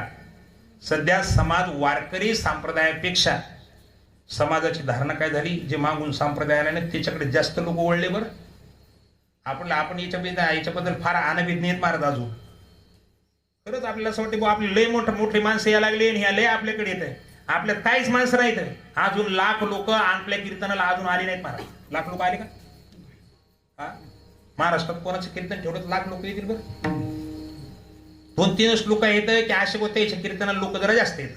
त्याच्यामध्ये आदरणीय रिमतीपर्यंत ढोक महाराज, आदरणीय रिमतीपर्यंत इंदुरीकर महाराज, आताचे पाटील महाराज झालं, आज बाळू महाराज झालं, याचे कीर्तन बरीच मंडळी येते. पण लाख नाही, 10,000 5,000 नाही का. हे बरं आळंदीत कीर्तन ठेवलं तरी पण महाराज हे ओम शांतीवाले यायच्या लाख लोक राहतात. का वळले लोक तिकडे? त्याला असं वाटतं या संप्रदायामध्ये काहीच नाही. हे मागून आलेले संप्रदाय विकासाच्या दृष्टिकोनातून फार उंच गेले आणि लोकांना असं वाटू लागलं की तिथे गेले की आपलं सुख, सगळं सुख भेटेल आपल्याला, आपलं दुःख घेतील आणि आपल्याला सुख देतील. जरा पुन्हा एक वाक्य सांगतो ऐका. टीव्हीवरच्या आम्मा, टीव्हीवरच्या मावल्या, टीव्हीवरचे बापू, हे सगळे लोक पाहिले की त्याला असं वाटतं वारकरी संप्रदायात काहीच नाही. आणि महाराज या मंडळीने वारकरी संप्रदाय सोडून दिला आणि या बापूच्या आम्माच्या मागे लागली. काय झालं त्याचं? बापूच गेले जेला. सांगायला कशा करता? म्हणजे ज्या महात्म्याकडे तुम्ही सुख घेण्याकरता गेले तुमचं दुःख टाकून, पण महाराज त्याच्या जवळच जर दुःख असेल तर तुम्हाला ते सुख देतील कुठं? तुकोबारायचं का ज्ञानोबारायचं प्रमाणे मला आठवेना आता कोणाच्या इथं, पण तुकोबाराय सांगतात संसारात असा एक घटक आहे मामा, दुःख सोडण्यासाठी जाते पण तिथं दुःख सुटतच नाही, उलट दुःख वाढवून घेऊन येते. सुख तर भेटतच नाही पण दुःख वाढते. तापत्रये तापे गुरु ते घेवशीती, भगवे देखोनी म्हणती तारा स्वामी, तव तेने नती उपदेशाची रीती. तुकोबाराय म्हणतात की भव्य कपडे पाहिले की लोकांना असं वाटतं बा याच्याकडे जर गेलं ना तर आपलं सगळं सुख देतील आपल्याला आणि आपलं दुःख घेतील. म्हणून लोक समाजातला एक घटक अशा मंडळीच्या मागे लागते. काय होतंय महाराज, काय होतंय त्याच्याकरता उदाहरण सांगतात या भागामध्ये. कोणी एक प्राणी प्रवासी पिडला, स्नेहाळू देखला बिबवा तो, तयाचे ते स्नेह लाविता पै अंगी, सुजला सर्वांगी तैसे झाले. उदाहरण सांगितलं महाराजांनी की जिथं दुःख सोडण्याकरता गेले, दुःख तर राहिलं बाजूलाच पण दुःख वाढवून घेतलं. याच्याकरता महाराज उदाहरण सांगतात. कोणी एक माणूस प्रवास करता करता पाय अतिशय थकले आणि थकून घरी आल्याच्या नंतर पलंगावरती बसला आणि बायको सांगितलं अगं पाय खूपच दुखा लागले. सगळ्यात बाया मालकाला चांगलं बोलतील याची गॅरंटी नाही, तुमच्या गावातलं सोडू. महाराज बायाचं बोलणं कधी कधी ऐकावं नुसतं चांगलं नाही. चहा द्याला ना तर पिया नाहीच. काही मावल्याचं असं असते डोसा, पिया नसते. बोलण्याच्या बाबतीत म्हणजे परखडपणा असते कधी कधी. महाराज काही शहाण्या असतात आणि काही 150 शहाणे. ती बाई जरा 150 शहाणीच होती. दोघी जणी मालकाला घेऊन गाडीत चढली एसटी मध्ये आणि कंडक्टर म्हणजे साहेब एक फुल तिकीट द्या आणि एक हाफ द्या. आता कोणाचं हाफ आणि कोणाचं फुल काही मेळ लागेल कारण दोघंही सारखे दिसू लागले. 35-40 वर्षाचं वय महाराज. त्या कंडक्टरने विचारलं मावशी याच्यातला हाफ कोणाचं आहे? म्हणे हाफ आमच्या मालकाचं. हो पण म्हणले मालक तुमच्या हाफ तिकीटचे वयाचे दिसाय नाहीत ना, फुल कोणाचं आहे? म्हणले फुल मग साहेबांना सांगितलं जमत नाही, दोघांचे फुलच घ्या. अहो पण कार्ड आहे हे सगळे आमच्यावरती. त्याने सांगितलं जमत नाही, दोघांचं फुलच. ते म्हणे का बरं असं? त्याने सांगितलं आमच्या मालकाचं वय पहा याच्यावरती वय. तर त्या कंडक्टरने सांगितलं मला ते जमत नाही, तुम्हाला दोन्ही तिकीट फुलच काढावे लागतात. म्हणे काऊ याचा हाफ का नाही जमत? हाफ मॅड येतं म्हणून याचा हाफ द्या. कंडक्टर सांगितलं मग तसं असेल ना तर मग तरी फुलच घ्यायला लागतात तुम्हाला. हाफ मॅड असेल तसं जर तुमचं मन असेल असं ही हाफ मॅड म्हणून हाफ द्या. तर कंडक्टर तिच्या वरचा होता महाराज. कंडक्टर सांगितलं ती हाफ मॅड म्हणून त्याचं अर्ध, पण तुम्ही 150 आणि असल्या म्हणून तुमचं 1.5. ती अर्ध आणि तुमचं 1.5 असं तुम्हाला दोनच घ्यायला लागतात. त्याच्यात हाफ काढून जमत नाही.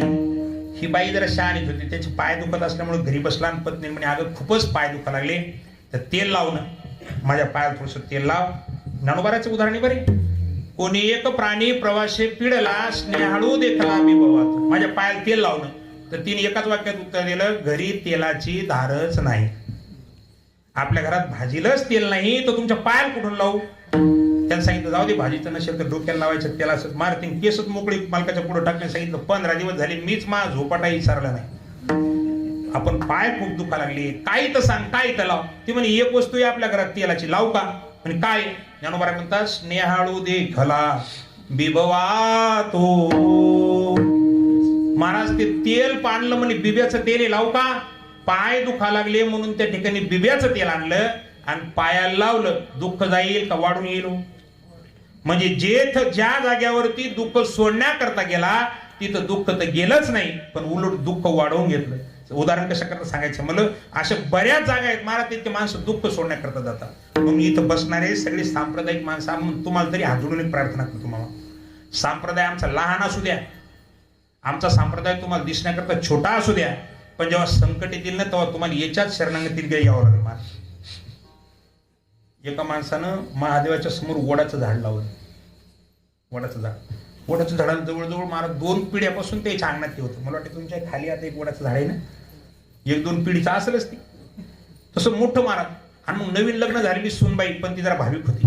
तिने सांगितलं, आत्या या वडाला किती सुंदर वटा बांधला. तिथच्या वडाला त्या ठिकाणी वटा बांधला होता. मामा काळी माती टाकलेली तिच्या पुढात. आणि ती म्हणे वटा एवढा चांगला बांधलेला आहे तर मी एक इथं प्रयोग करू का. काय मला असं वाटतं म्हणे आपल्या भाजी करता 2-4 दोडक्याचे बिया टाकते म्हणे वडाच्या बुडात. चालतील का. कोणी काही म्हणणार तर नाही. कोण म्हणते म्हणे आपलीच तर हात देईल. आणि म्हणून त्या नवीन लग्न झालेल्या सुनबाईनं 2-3 महाराज त्या दोडक्याच्या येलाच्या बिया त्या वडाच्या झाडाच्या बुडात लावल्या. मग रोज महिला मंडळी महादेवाला येत असताना प्रत्येक बाई दर्शन करून गेली की वडाला पाणी टाकायची. आणि मग पाणी टाकलं की ती वेल एवढा वाढला, बरं खाली अतिशय काळी माती होती. 3-4 महिन्यामध्ये वडाच्या शेंड्यात येलानं डोकं काढलं वर. आणि महाराज पूर्ण वडच लिपून घेतला, हिरवा गार वेल झाला. एक दिवस ते येलाला अहंकार झाला आणि वडाला म्हणे, पाय 3 महिन्यातच आलो आणि तुझ्या डोक्यावर हात ठेवा लागला. वड म्हणे, थांब जरसा, उन्हाळा गिन्हाळा येऊ दे, मग कळल तुझी प्रतिष्ठा.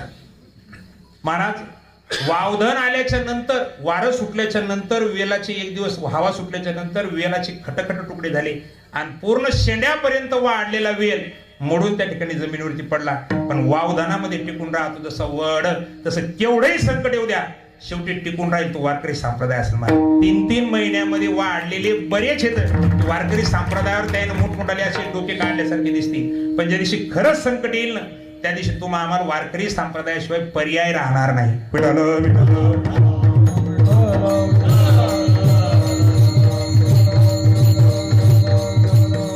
दुःख सोडण्याकरता इतर कुठे गेल्यापेक्षा गाथा ज्ञानेश्वरीची शरणागती करा. नक्की आपल्या दुःखाला त्या ठिकाणी महाराज संत दूर करतील ना आपल्या पत्रामध्ये सुख टाकतील. सांगण्याचा मुद्दा कशा करताय, काही जागेवरती माणसं दुःख सोडण्याकरता जातात पण तिथं दुःख सुटत नाही, उलट दुःख वाढवून घेऊन येतात. पहिली घटक असा आहे. दुसरा घटक असा आहे, मग तिथं सुख द्या आणि सुखच घ्या. घेण्या देण्याचा व्यवहार सुखाचा आहे. मला वाटतं आपल्या सगळ्याची ओवी पाठ आहे. ये मराठीची नगरी ब्रह्मविद्येचा सुकाळू करी. घेणे देणे म्हणजे द्याचंही सुखच आणि घ्याचं सुद्धा सुख. जिथं घेण्या देण्याचा व्यवहार सुखाचाच आहे. ग्रंथराज ज्ञानेश्वरीचं पारायण करत असताना घेण्या देण्याचा व्यवहार सुखाचा होऊ शकते. तिसरा घटक असा आहे की तिथं माणसं सुख देतात आणि दुःख वाढवून घेतात. तो म्हणजे तुमचा माझा संसार. विठ्ठल विठ्ठल.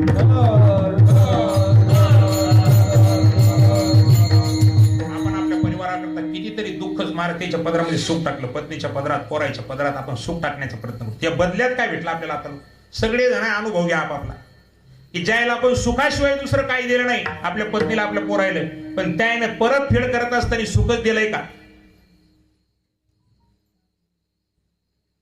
सुखच दिलंय का प्रश्नच पडते महाराज. सुख तर भेटलंच नाही, उलट परिवाराकडून दुःख असते. मी म्हणत मी एक उदाहरण सांगत असतो पहा. एक दिवस मालक असे पत्नीच्या पुढे बसलेले आणि पत्नी म्हणे, अगं ते पंखा जरा बंद करणं, मला फारच थंडी वाजाय. बायको म्हणे, कोठ्यात जाऊन झोपा, गरमी या ठिकाणी मला त्या पंख्याशिवाय झोप येत नाही.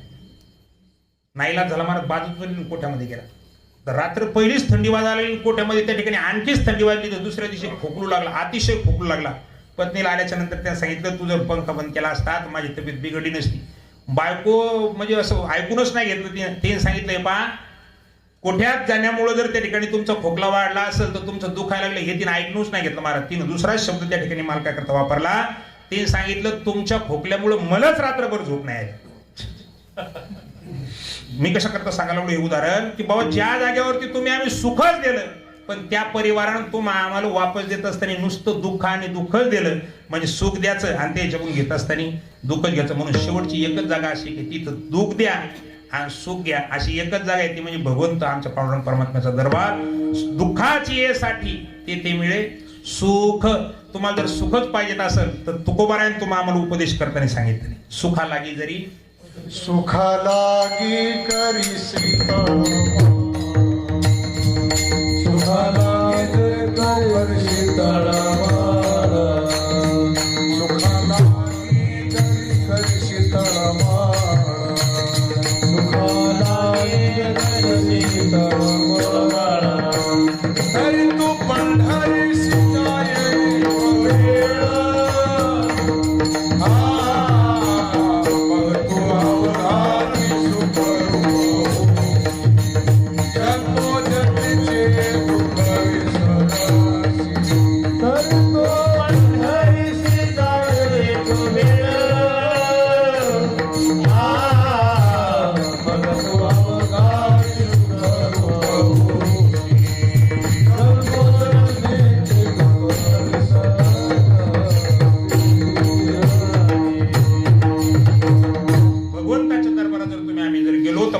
तिथं सुख दिल्या जाते आपल्याला परत आणि परमात्मा मात्र त्या ठिकाणी पूर्ण दुःख आपलं घेतो. सुखाला गी जरी करी तरी पंढरीशी जाई एक वेळ मग तू अवघाची सुखरूप होशी आणि जन्मोजन्मीचे दुःख विसरशी. परमात्म्याचं मुख पाहिल्याच्या नंतर महाराज अनंत जन्मातलं दुःख एका क्षणात त्या ठिकाणी नष्ट होते. म्हणून दुःखाची येसाठी तिथे मिळेल सुख. एवढाच फायदा होते का भगवंताच्या दर्शनाचा?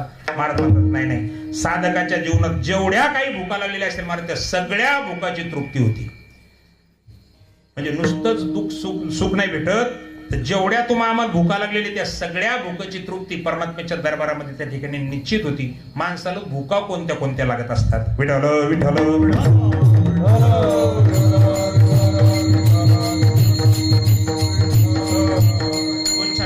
त्यात पहिली भूक आहे महाराज पोटाची जी रोज लागते तुम्हाला.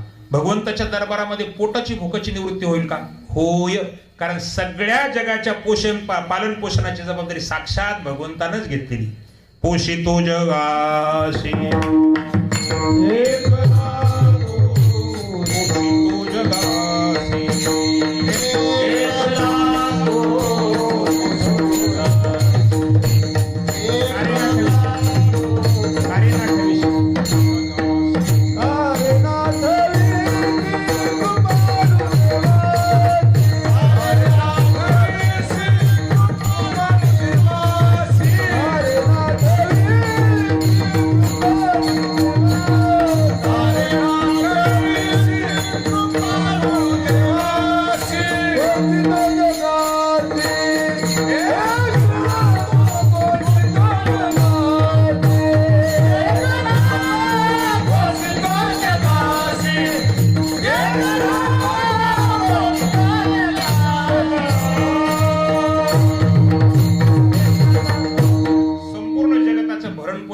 जबाबदारी म्हणजे भूकची जबाबदारी परमात्मा घेतो. पोटाची भूक भागवतो महाराज देव. आपण सर्वजण इतिहास ऐकून आहोत की भगवंताच्या दरबारामध्ये पोटाची भूक भागती. कोणाची भागली हो? असं म्हणतात छत्रपती शिवरायाच्या काळात एक वेळ दुष्काळ पडला होता आणि महाराज दुष्काळ पडला की जबाबदारी राजावर येऊन पडत असते प्रजेचा सांभाळ करायची. म्हणून छत्रपती शिवरायाने त्या काळामध्ये लोकांकडून काम करून घेऊन तळे खोदायचं काम सुरुवात केलं. लोकांना असं वाटतं की तळे आता सुरू झाले पण नामदेवरायाचं चरित्र वाचा. नामदेवरायाने त्या काळात धरण बांधले महाराज. त्याचं नाव पंजाबमध्ये नामियाना म्हणून प्रसिद्ध धरण येते. नामियाना म्हणून नामदेव महाराज जेव्हा ज्ञानोबारायांनी समाधी घेतली त्यावेळेस अतिशय उदास झाले होते कारण सखा गेला होता आणि म्हणून अतिशय उदास झालेले नामदेवराय आपल्या जीवनाची उदासीनता दूर करण्याकरता पुन्हा एकदा भारताच्या तीर्थयात्रेवर एकटे गेली होती.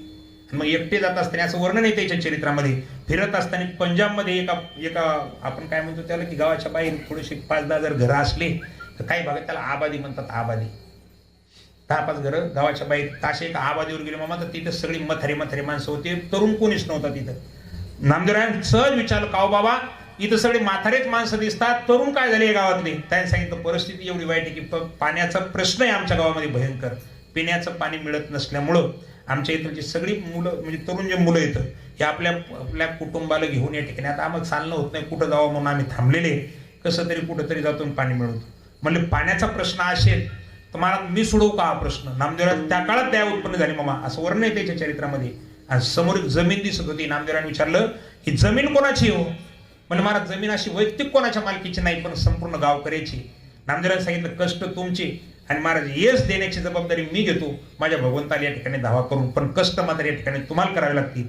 त्या गावातल्या सगळ्या तरुण मुलाला नामदेवराने बोलवून घेतलं आणि त्याच्या हाताने धरण घेतलं महाराज त्या काळात. आणि नामदेव महाराज त्या धरणावरती दररोज एखाद्या इंजिनियरने जसं उभं राहावं एखाद्या कामावरती तसं नामदेवराने त्या धरणावरती उभं राहावं आणि तिथलच्या गावकऱ्याकडून महाराज ते धरण काम करून घ्यावं. त्या काळात जे धरण झालं बाबा आजही पंजाबमध्ये ते धरण नामियाना नावानं प्रसिद्ध धरण आहे. त्या धरणाचंच नाव नामियाना आहे. नामदेवराने त्या काळामध्ये या ठिकाणी हे धरण स्वतःच्या हातानं लोकांचं दुःख दूर करण्याकरता बांधले. मला सांगायचं काय की बुवा राजावरती अशा जबाबदाऱ्या येतात जेव्हा दुष्काळ पडत असते. तसं छत्रपतीच्या महाराज छत्रपती शिवरायांच्या काळातही असा दुष्काळ पडला आणि मग कामाला लावलेल्या लोकांना धरणाचं काम दिलेलं होतं. महाराजांच्या मनात अहंकार असा आला की मी हे म्हणूनच एवढे कुटुंब जगा लागले, 100-200 काही कुटुंब आहे ती माझ्यामुळे जगा लागली. आपण इतिहास ऐकतो हा.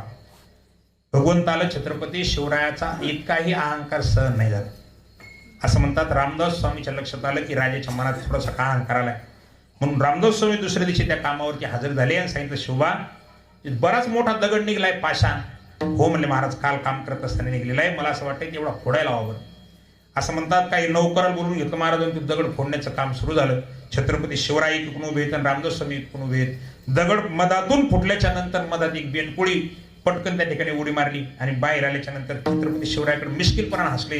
रामदास स्वामींनी एकच वाक्य विचारलं शिवबा बेंडकुळी या 5 दगडाच्या मधामध्ये आहे आणि महाराज त्या दगडाच्या मधामध्ये थोडंसं पाणी ते बेंडकी करता उपलब्ध दिसायला लागलेले. त्यावेळेस छत्रपतीकडे नुसतं पाहिलं. मोठ्या माणसाला काही जास्त काही बोलायचं काम पडत नसते. समजदार माणसाला इशारा काफी होत आहे असं म्हणतात. एकच वाक्य बोलले शुभा या बेंडकुळीला अन्न देणारे तुम्हीच आहात का. अहंकार लक्षात आला. सांगण्याचा मुद्दा माझा म्हणजे पाषाणाच्या आत बसणाऱ्या बेंडकुळीच्या सुद्धा भूकची जबाबदारी परमात्मा घेतो. महाराज आपल्या सगळ्याच्या भूकची जबाबदारी तोच घेत असल्यामुळं पोटाची भूक भागवतो.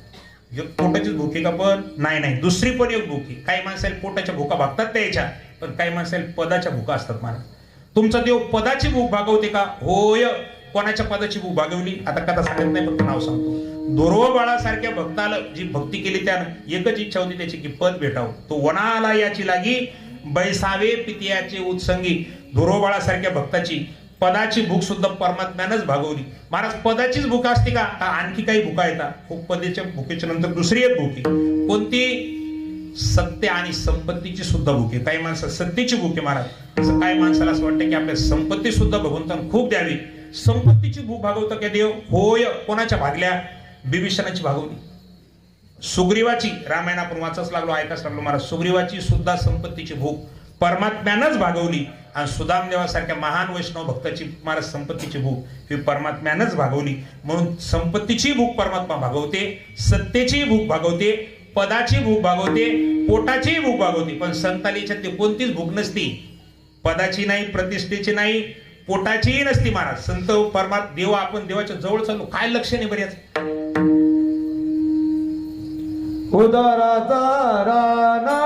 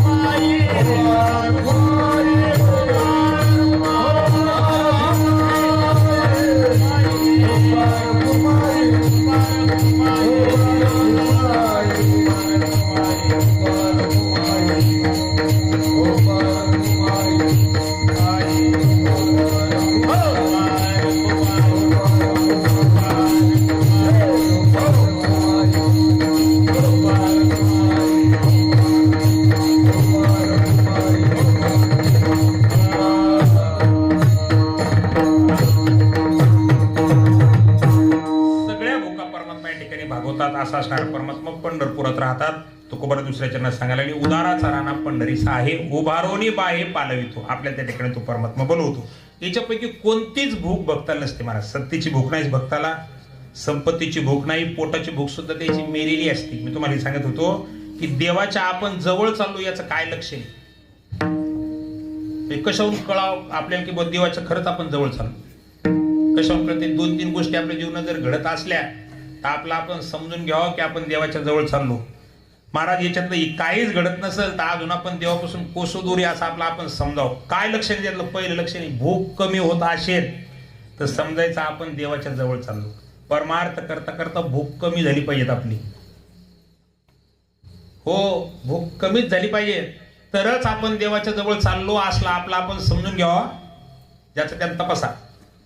झोप कमी झाली पाहिजे, झोप कमी झाली पाहिजे महाराज, आणि आसक्ती कमी झाली पाहिजे. ह्या 3 गोष्टी जर कमी झाल्या तर समजायचं आपण देवाच्या जवळ चाललो. याच्यातलं काहीच कमी झालं नसेल पण हे कोणाबद्दल लावायचं सांगू का. ज्याची तब्येत अतिशय टकटक तुमच्यासारखी त्यानं, नाही तर बिमार माणसाला लावसा. बिमाराचं ते 3 लक्षण बसतात कारण त्याची भूक लगेच मेलेली असते. नारळाच्या पाण्याशिवाय काहीच जात नाही त्याला. आणि झोपतं त्याची नुसतंच असं आड्याकडे पाहते, ते डोळे उघडे ठेवून. महाराज झोपतच नाही हो. याची झोपही कमी झाली आणि मग लोक म्हणतात हे देवाच्या जवळ चालले आता. हे असं त्या बिमार माणसाला नका लावू. चांगली तब्येत ज्याची आहे आणि परमार्थ चांगल्या अवस्थेमध्ये जर भूक कमी झाली तर समजायचं महाराज देवाच्या जवळ चाललो आपण. साधकाची भूक परमार्थ तुकोबारा म्हणतात कळून दे सुख दुःख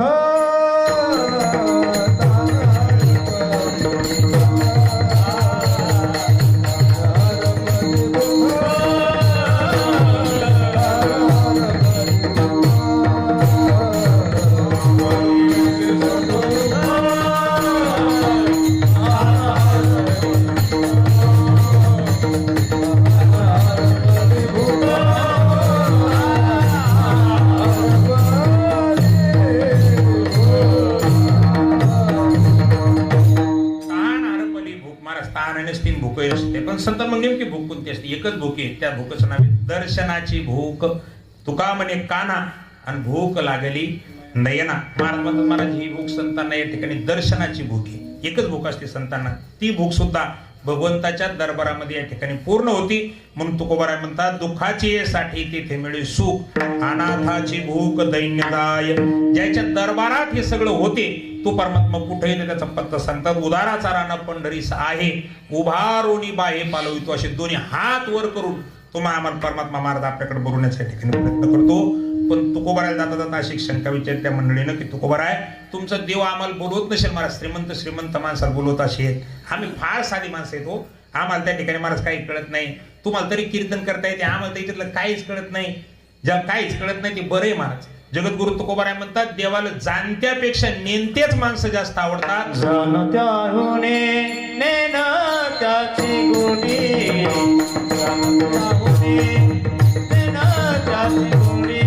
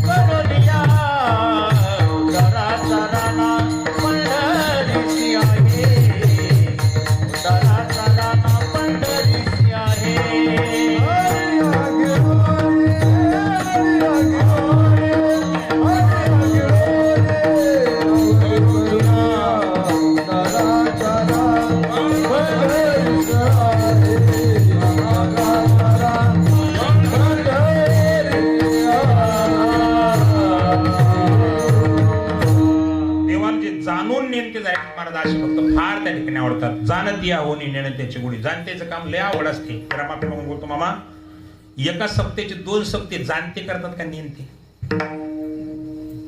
कोण करते बरं? जाणत्याचे काम माहिती. एका दिंड्याच्या 2 दिंड्या जाणते. नेणते काहीच नाही करत. नेणत्याचं काम असं असते खाल्ला भातून धुतला हात. त्याचं काहीच नसतं महाराज, तिथं जेवायचं आणि तिथं हात धुवायचा. पण जे भेद जाणते माणसं या ठिकाणी जास्त करतात, आणि मग जी माणसं असं करतात देव त्याच्यापासून जरासं दूर राहते.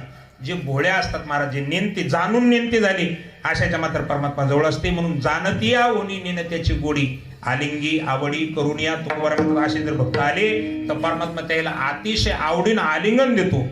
पुन्हा काय करते तुमचा देव, तर जगद्गुरु तुकोबाराय म्हणतात आमचा देव शीन घेते आणि त्याच्या बदल्यामध्ये प्रेम देते. शीन घेऊन या प्रेम देतो साठी, न विचारी तुटे लाभ काही.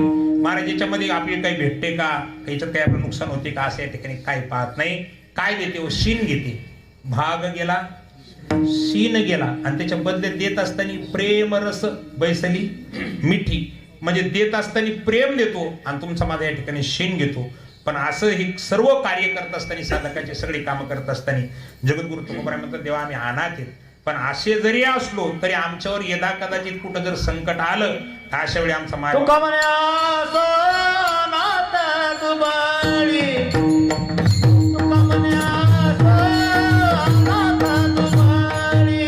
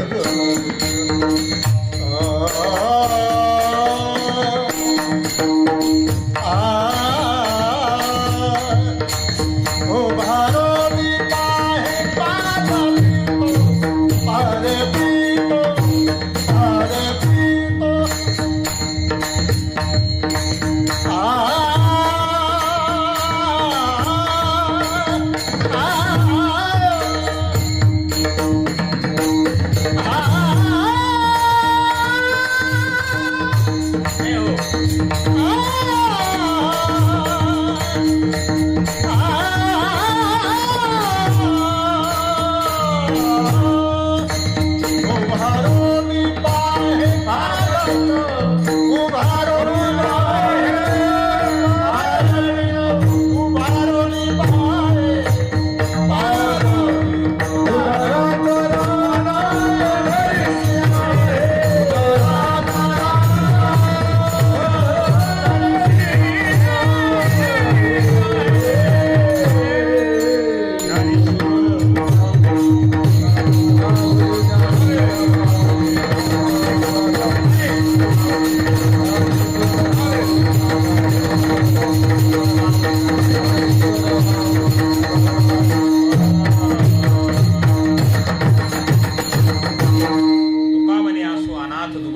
आम्हाशी तुपाडी पांडुरंग जगद्गुरु तुकोबाराय म्हणतात, आम्ही दुर्बळ आहेत महाराज, पण जेव्हा प्रसंग येते ना तेव्हा भगवंत आमच्या या ठिकाणी यथायोग्य प्रकारे सांभाळ करते. जाता जाता एक छोटासा प्रसंग सांगायचा आणि शिवेल पूर्ण ग्रंथ द्यायचा. जगद्गुरु तुकोबाराय ज्यावेळेस आपल्या सांसारिक जीवनामध्ये पूर्ण डब घ्यायला आले मामा, त्यावेळेस पत्नीनं जगद्गुरु तुकोबारायला उभारी देण्याकरता व्यापार पुन्हा करायला लावला आणि त्याच्यामध्ये मदत घेतली. सासरवाडीतून असं म्हणतात 5 रुपये दिलेले होते, त्या 5 रुपयावरती काही मिरच्या वगैरे घेऊन एक वेळ गोणी घेऊन दिली जगद्गुरु तुकोबाराय. त्याचा थोडासा व्यापार वाढला आणि बैलावर गोणी टाकली. पण महाराजाचं भजन फार निष्ठेचं होतं. रस्त्यानं चालत असताना महाराज विठ्ठल नामाशिवाय पाऊल टाकत नव्हते. त्याचा परिणाम कधी कधी व्हायचा, बाकीचे व्यापारी पुढे जायचे आणि महाराज यायचं चाललं आपलं विठ्ठल विठ्ठल विठ्ठल, कारण बाजारावर ध्यानच नव्हतं महाराजाचं, सगळं लक्ष परमार्थामध्येच होतं. एक दिवसचा प्रसंग असा आहे, आभाळ आलेलं होतं असं महाराज काल जसं आलं होतं तसं, आणि महाराज रस्त्यानं चालले विठ्ठल विठ्ठल विठ्ठल. लोक म्हणले एक दिवस तरी याची फजिती केल्याशिवाय काय ध्यानावर येणार नाही, मागच राहू द्या आज तू केलं. आणि म्हणून जवळचे सोबतचे जेवढे व्यापारी होते त्याने तुकोबारायला मागच टाकून दिलं, सर्व मंडळी निघून गेली. असं म्हणतात तुकोबारायच्या भजनात म्हणजे चालले होते बैलाबरोबरच व्यापारालाच चालले, पण दंग झालेले येतं. आणि अचानक नदीच्या काठावर आल्याच्या नंतर बैलाच्या पाठीवरची गोणी घसरली आणि महाराज ती बैलाच्या पाठीवरची गोणी घसरल्याच्या नंतर खाली पडली. तुकोबारायने इकडे तिकडे पाहिलं, बैलाच्या पाठीवरची गोणी खाली पडलेली दिसल्यावर पूर्ण ताकदीनं ती गोणी उचलण्याचा प्रयत्न केला, पण महाराजाला काही ती गोणी उचलता आली नाही. आता जर पाऊस आला तर माझ्या तुकोबारायचं पूर्णच्या पूर्ण या ठिकाणी साखर वाया गेल्याशिवाय राहणार नाही महाराज. जगाच्या मालकाला पंढरपुरात काळजी पडली आणि स्वतः परमात्मा अंधार पडलेला आहे, अशा वेळी स्वतः परमात्मा तिथून एका म्हणजे प्रवासाचं रूप धारण केलं. तुकोबारायच्या पाठीमागे येऊन उभे राहिलं आणि बोला आवाज दिला, बुवा अहो कोण आहेत तुम्ही, कुठं जायचंय? महाराजांनी सांगितलं माझ्या बरोबरचे सर्व प्रवासी पुढे गेलेले आहेत. बैलाच्या पाठीवरची गोणी घसरली, पूर्ण ताकदीने उचलण्याचा प्रयत्न करायला लागलो पण गोणी काही उचलत नाही. त्यावेळेस त्या वाटसरून सांगितलं, बुवा कुठे तुमची गोणी? महाराजांनी बोट केलं, बैल तिथं उभा होता तुकोबारायचा. असं म्हणतात पांडुरंग परमात्मा स्वतः ती बैलावर त्या ठिकाणी गोणी उचलली महाराज आणि बैलावर ठेवली. साखरेची गोणी एकट्यानं उचलून बैलाच्या पाठीवर ठेवल्यावर एक मनमणी महाराज एकट्याला बरीच उचलली गोणी, पर्वत उचलती त्याला. गोणी काय घेऊन बसली, एकट्यानं पर्वत उचलला होता महाराज, गोणी बैलाच्या पाठीवरती ठेवली आणि तुकोबारायला सांगितलं, महाराज पाणी येणं पाणी माझ्या पाठीमागे आणा बैल, असं कुठूनही बैल नेऊ नका. जगाच्या मालकानं जिथं जास्त पाणी होतं महाराज रस्ताच जास्त पाण्यातून होता, पण जगद्गुरु तुकोबाराय करता पांडुरंग परमात्म्याने तिथं सुदर्शन चक्र घातलं पाण्यामध्ये. महिपती महाराजांनी वर्णन केलेले. परमात्मा पुढे जगद्गुरु तुकोबारायच्या बैलाची येसनं जगाच्या मालकानं धरली आणि तुकोबाराय सांगितलं माझ्या पाठीमागे. दृष्टांत संपला. कशा करता सांगायला लागलो, जेव्हा परमार्थ करत असताना आमच्या जीवनात असे कधी संकट येतात, तुकोबाराय म्हणतात महाराज अनुभवानं सांगतात, आम्हाशी तो पाळी पांडुरंग.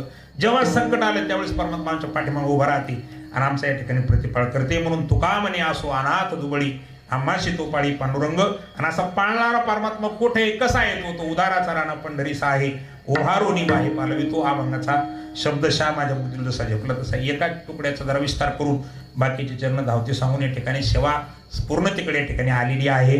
महाराज आपल्या सगळ्याला भगवंतान मागलच्या 9 महिन्यापासून दूरच धरले.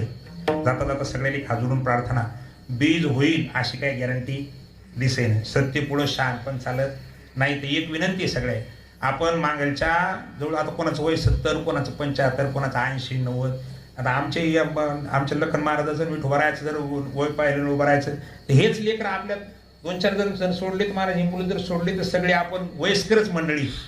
म्हणजे जवळजवळ आपल्या बाबाच्या याच्या जीवनात मला वाटतं मागच्या 50 वर्षामध्ये हा उत्सव आनंदामध्येच उपभोगला आपण विजेचा उत्सव. पण यावर्षी आपल्याला दुर्दैवाने हा उत्सव जर आता शासनानं झालं बंडाचा त्याचं या ठिकाणी आंदोलन यशस्वी, आणि काय जर त्याच्यातून रस्ता निघला तर निघला, आणि जर नाही निघला तर तुकोबारायची बीज आपल्याला प्रत्येकाला घरी करायची. शासनाने जर आपल्याला तशी परवानगी नाही दिली तर महाराज त्या दिवशी आपल्याला जर योग आले, समजा आपल्याला योगायोगाने कुठं कीर्तनाची सेवा आली, कुठं भजनाची सेवा आली, तर त्या रूपाने तुमची बीज होईल. पण असं कदाचित आपल्याला त्या दिवशी कोण नाहीच बोलवलं आणि त्या ठिकाणी महाराज जर आपल्याला घरीच राहण्याची वेळ आली तर अशा वेळी आपल्या घरात गाथा मांडून कमीत कमी तुकोबारायाच्या निर्याणाचे अभंग प्रत्येकाला वाचायचे. ज्याच्या गळ्यामध्ये माळ आहे अशा सगळ्या माणसांनी माझे हात जोडून प्रार्थना. बीज तिथं मोठ्या प्रमाणात जर नाही झाली तर महाराज आपल्या घराघरात जगद्गुरु तुकोबाराचे बीज होणं अतिशय गरजेचं आहे.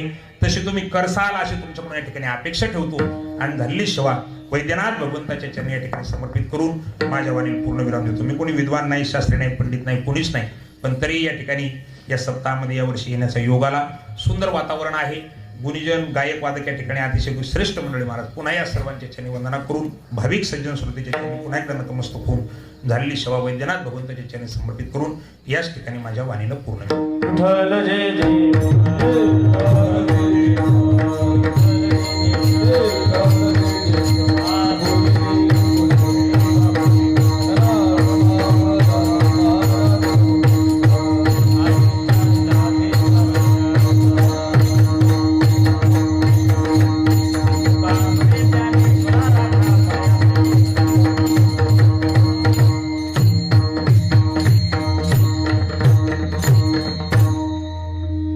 वैजनाथाच्या कृपेने सर्व परिसरातील मंडळीच्या सहकार्याने आपला हा गेल्या 35 वर्षापासून चालू असलेला अखंड हरिनाम सप्ताह, त्यामध्ये आजच्या दिवसाची सेवा दुसऱ्या कीर्तनकाराच्या गैरहजेरीमध्ये आजच्या दिवसाची कीर्तन सेवा श्री हरिभक्तपरायण भिकाजी महाराज कोकाटे यांनी या ठिकाणी सर्व गावकरी मंडळींना मान देऊन या ठिकाणी फोन केल्याबरोबर भगवान वैजनाथासाठी हो म्हणले. त्याबद्दल सर्व गावकरी मंडळीच्या वतीने महाराजांचे हार्दिक अभिनंदन. आता यानंतर 2 मिनिटं जप होईल. त्यानंतर पहाटे 4 ते 6 काकडा आरती भजन होईल. सकाळी 10 ते 12 आणि दुपारी 3 ते 5 यावेळेत रामकथेची सांगता होईल. आणि उद्याचे कीर्तन श्री हरिभक्तपरायण आपण ज्यांच्या 7 दिवसापासून रामायण ऐकतो असे श्री हरिभक्तपरायण गंगाधरजी महाराज मुंडे यांचे 16व्या कीर्तन होईल. तरी या सर्व कार्यक्रमाचा सर्वांनी अवश्य लाभ घ्यावा.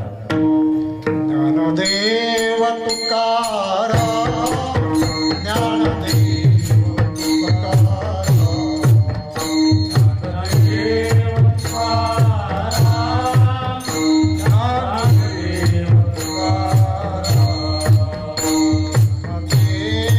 तुकाराम, ज्ञानदेव तुकाराम. बोला बोला सर्व.